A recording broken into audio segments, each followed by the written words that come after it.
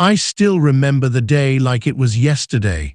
The sun was setting, casting an orange and pink glow over the city skyline. I was standing in the middle of a crowded street, cars honking, people rushing past me, but all I could focus on was the crumpled piece of paper in my hand. It was a letter, written in a hurried, almost frantic scrawl. "I can't do this anymore," it read. "I'm sorry, but I have to go." No signature, no explanation, just those cold, final words. My heart pounded in my chest as I read it over and over, each time the words hitting me like a punch to the gut. Just hours earlier, everything had seemed perfect.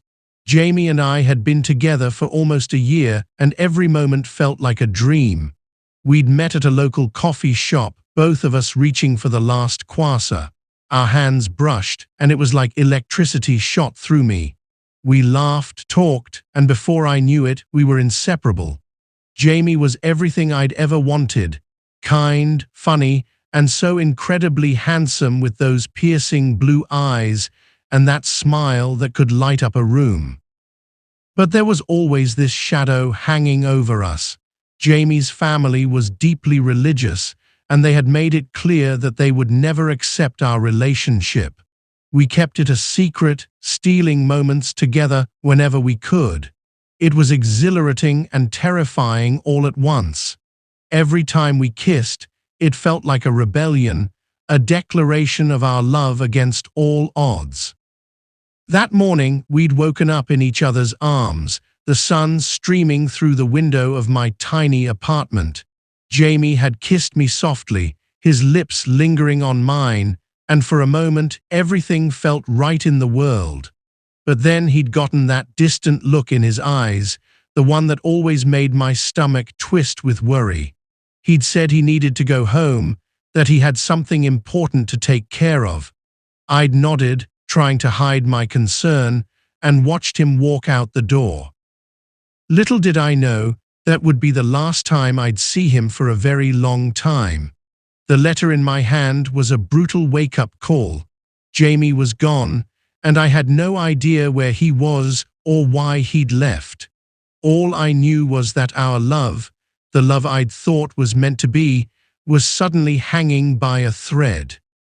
I stood there on that crowded street, feeling more alone than I'd ever felt in my life. But I knew I couldn't just let him go. I had to find him, to understand why he'd left, and to fight for our love, no matter what it took. As the days turned into weeks, I became a detective in my own right, determined to unravel the mystery of Jamie's disappearance. I started with his family, but their house was eerily quiet, the curtains drawn, and no one answered the door. I left notes pleading for any information, but they went unanswered. I turned to our mutual friends, but they were as clueless as I was, their expressions a mix of pity and concern. It was as if Jamie had vanished into thin air, leaving no trace behind. One evening, as I sat in our favorite cafe, nursing a cup of coffee that had long since gone cold, I noticed a familiar face. It was Jamie's childhood friend, Alex, someone I'd met only a handful of times. He was sitting alone, his eyes scanning a newspaper, but there was a tension in his shoulders that caught my attention. I approached him, my heart pounding in my chest, and asked if he'd heard from Jamie.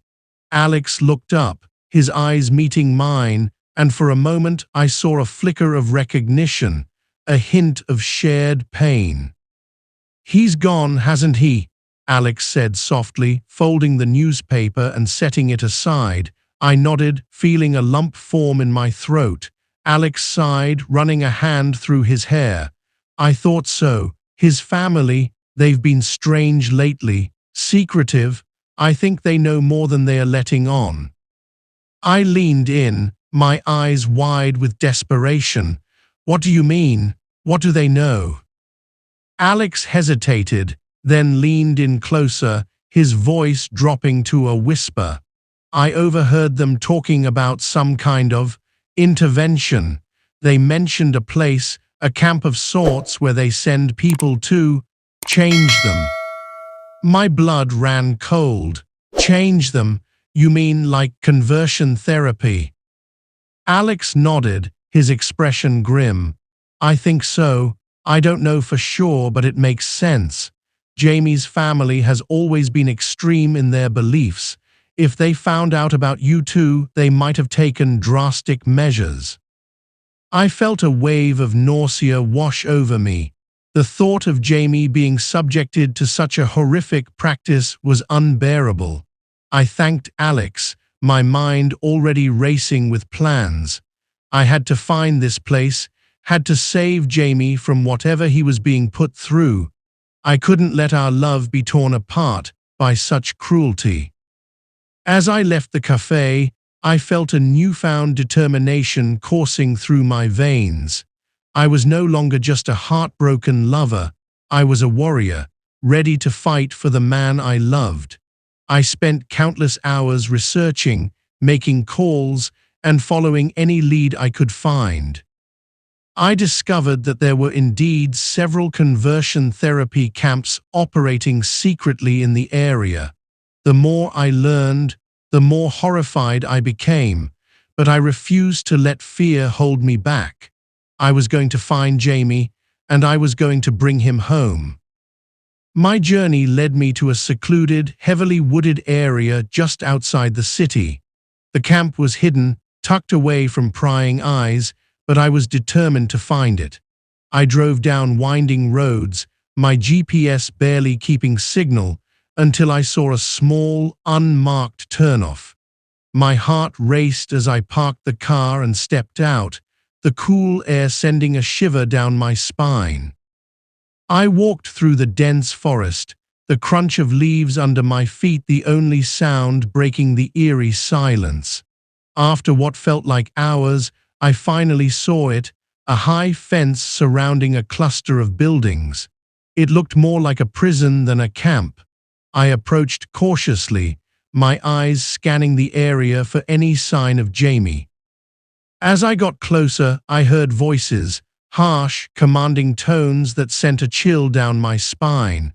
I peeked through the fence and saw a group of people, all dressed in identical gray uniforms, marching in a line. Their faces were blank, almost lifeless, and it took everything in me not to cry out in horror. I recognized some of them from the LGBTQ community, people I'd seen at Pride events, now reduced to this. And then I saw him. Jamie was at the end of the line, his shoulders slumped, his eyes downcast. He looked so different, so broken, that it took my breath away. I gripped the fence, my knuckles turning white as I watched him march with the others. I had to get him out of there, had to save him from this nightmare. I waited until nightfall, hiding in the shadows, my mind racing with plans. I knew I had to be careful. One wrong move could put both of us in danger. As the camp settled into an uneasy silence, I made my move. I scaled the fence, my heart pounding in my chest, and dropped down onto the other side. I moved quickly, sticking to the shadows, until I reached the building where I'd seen Jamie enter. The door was locked, but I managed to pick it with a hairpin, a skill I'd learned from too many late-night crime shows. Inside, the building was dark and quiet, the only sound the distant hum of a generator. I crept down the hallway, checking each room until I found him. Jamie was lying on a narrow cot, his eyes closed, his breathing shallow. I rushed to his side, my hand gently shaking his shoulder. "Jamie," I whispered, my voice choked with emotion. "It's me, I'm here to take you home." Jamie's eyes fluttered open, and for a moment he looked at me with a mix of disbelief and hope. Then, suddenly, his expression changed. He sat up, his eyes wide with fear, and pushed me away. "You can't be here," he hissed, his voice barely audible. "You have to go before they find you." I was taken aback, confused by his reaction. "Jamie, I came to save you," I said, reaching for his hand. "I know what they are doing here. I know what they're trying to make you believe. But it's not true. Our love is real and it's worth fighting for." Jamie looked at me, his eyes filled with tears. "You don't understand," he said, his voice breaking. "They've changed me. I'm not the person you fell in love with anymore." My heart ached at his words, but I refused to believe them. I knew Jamie, knew his heart, and I knew that our love was stronger than anything they could put him through. I took his hand, holding it tightly in mine. "I don't believe that," I said, my voice steady and sure. "I know you, Jamie, I know your heart, and I know that our love is worth fighting for. Now, let's get out of here." With a renewed sense of determination, I helped Jamie to his feet, and together, we made our way back through the camp, our hearts pounding with a mix of fear and hope. We had to be careful, had to be quiet, but we were together, and that was all that mattered. As we reached the fence, I boosted Jamie up, helping him climb over before following him to the other side. We ran through the forest, our breaths coming in ragged gasps, until we reached my car. I started the engine, and as we pulled away, I looked over at Jamie, his face pale but determined in the dim light. I knew we had a long road ahead of us, knew that the journey to healing would be difficult, but I also knew that we could face anything, as long as we were together. As we drove away from the camp, I reached over and took Jamie's hand, holding it tightly in mine. I looked at him, my eyes filled with love and determination. "I promise you, Jamie," I said, my voice steady and sure, "I will never let anyone take you away from me again. Our love is meant to be, and I will fight for it, no matter what it takes." Jamie looked at me, his eyes filled with tears, and for the first time since I'd found him, I saw a glimmer of hope in his gaze. He squeezed my hand, holding it tightly in his, and as we drove away from the camp, I knew that we were on the path to healing, to rebuilding our love, and to creating a future together that was filled with hope, acceptance, and unwavering devotion. The days that followed were a whirlwind of emotion and challenge. Jamie was a shell of his former self, his spirit broken and his eyes haunted by the horrors he'd endured. I took him to my apartment, a place where he felt safe and loved, and began the slow process of helping him heal. It wasn't easy. There were nights when he woke up screaming, his body shaking with terror, and days when he barely spoke, lost in a world of pain and trauma. One evening, as we sat on the couch, Jamie's head resting on my shoulder, I felt him tremble. I wrapped my arms around him, holding him close, and whispered softly, "It's okay, Jamie. You're safe now. I've got you." He looked up at me, his eyes filled with tears.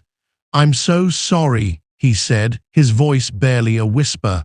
"I'm sorry I left you. Sorry I let them take me away from you."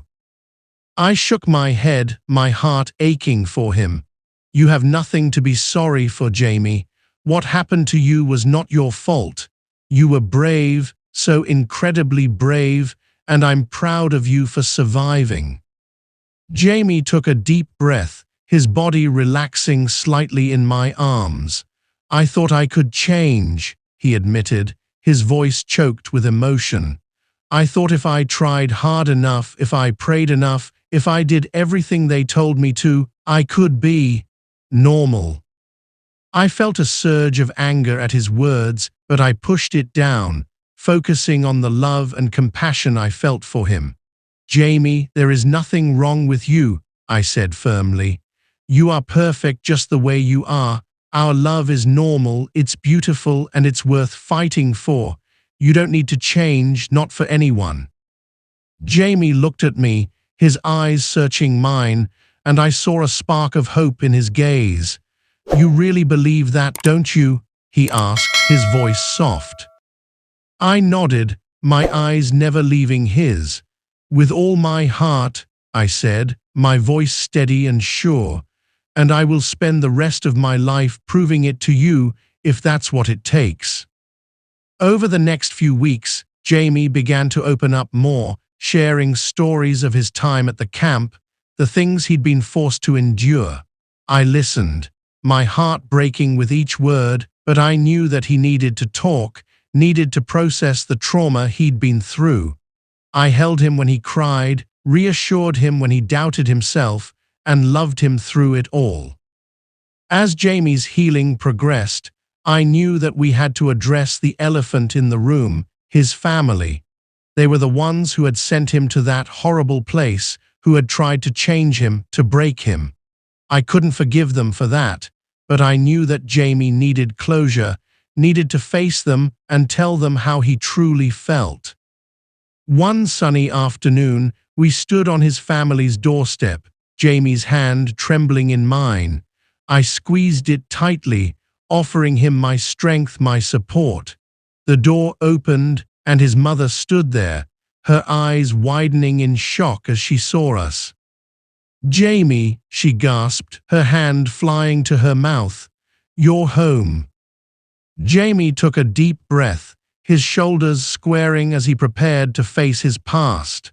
"Mom, I need to talk to you," he said, his voice steady and sure. "I need to talk to all of you." His family gathered in the living room, their faces a mix of shock, guilt, and disbelief. Jamie stood before them, his hand still clasped in mine, and began to speak. He told them about the camp, about the horrors he'd endured, about the pain and trauma he'd been through. He told them about us, about our love, and about how he'd finally accepted himself for who he was.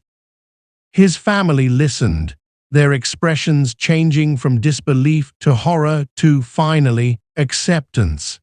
His mother began to cry, her shoulders shaking with sobs as she looked at her son, truly seeing him for the first time. "Jamie, I'm so sorry," she said, her voice choked with emotion. "We thought we were doing the right thing, thought we were saving you, but we were wrong, so very wrong." Jamie's father nodded, his eyes filled with regret. "We let our beliefs blind us to the truth," he admitted. "We let our fear of the unknown drive us to do something unforgivable. But we see now, we understand. And we're sorry, Jamie. We're so sorry." Jamie looked at his family, his eyes filled with tears, and for the first time in a long time, I saw a genuine smile on his face. "I forgive you," he said, his voice soft but sure. "I forgive you, and I hope that one day you can accept me, accept us for who we are." His family nodded, their eyes filled with determination, and I knew that this was the beginning of a new chapter for all of us. A chapter filled with healing, acceptance, and love. As we left his family's house that day, Jamie turned to me, his eyes shining with gratitude and love. "Thank you," he said, his voice filled with emotion. "Thank you for saving me, for loving me, for helping me find my way back to myself." I smiled at him, my heart swelling with love and pride. "Always, Jamie," I said, my voice steady and sure. "I will always be here for you, always love you, always fight for you. That's what our love is, Jamie. It's a promise, a commitment, a journey that we take together, no matter what challenges we face." And as we walked away from his family's house, hand in hand, our hearts filled with hope and love, I knew that our journey was far from over. But I also knew that together we could face anything, overcome anything, and build a future that was filled with happiness, acceptance, and unwavering devotion. Our love story was one of triumph, of courage, and of a love that was meant to be, no matter what obstacles tried to stand in our way. As the months passed, Jamie and I grew stronger together. We attended therapy sessions, both individually and as a couple, working through the trauma of the past and building a foundation for our future. Each day was a step forward, a testament to our love and resilience. We laughed more, loved more, and slowly, the shadows of the past began to fade. One evening, as we sat on the balcony of our new apartment, watching the sunset paint the sky with hues of orange and pink, Jamie turned to me, his eyes filled with a warmth and love that took my breath away. "You know," he said softly, "the first time you kissed me, I felt like our love was meant to be, like everything in the world finally made sense." I smiled, remembering that moment vividly. "I felt the same way," I admitted, my voice choked with emotion. It was like a piece of me clicked into place, and I knew that I'd found my home, my heart, my everything.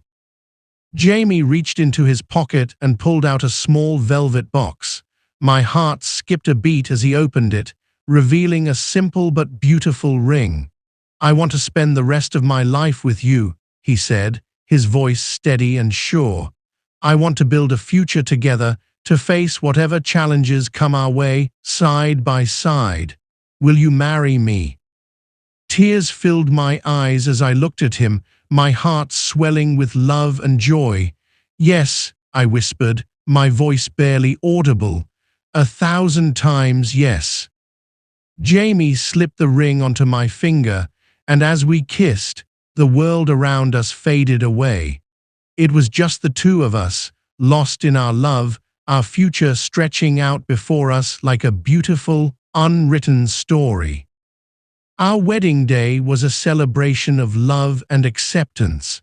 Surrounded by friends and family, including Jamie's parents, who had become some of our biggest supporters, we exchanged vows that spoke of our journey, our love, and our unwavering commitment to each other.